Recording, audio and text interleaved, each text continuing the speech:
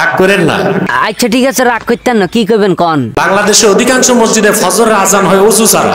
কি কন ফজর আজা বুঝি অজু ছাড়া হয়? হেলে আপনি মনে মুয়াজ্জিন করতে টাইমে আপনাকে অজু ছাড়া আজান দিতেন কেন? মুয়াজ্জিন উঠে দেরিতে, আর অজু করলে দেরি হবে, কমিটি তো ধরবে, আজান দেরি হয়েছে কেন?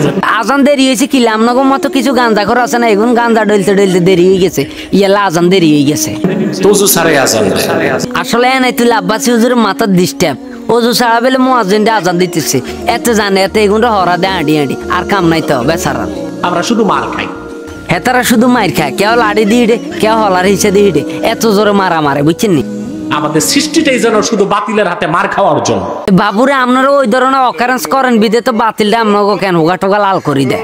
ভুলটা আমাদের, নেতা আমাদের ভালো না। অবশেষে নাই তুই আব্বাসি হুজুরে কেন ভুল স্বীকার করছে, হেতা করে নেতা দুর্বলের কারণে হেতা করে জাগা বে জায়গায় ছেঁচে, উল্টালটা জায়গা ছেঁচে, সুয়েরি গোড়ার কাছে দিয়ে ছেঁচে। এই জন্য কেন আজকে নেতুল্লা আব্বাসি হুজুরে স্বীকার করছে তাগো সুন্নিয়তের কেন আসলে নেতা দুর্বলের কারণে তাগরে সিন্নিখর বলে।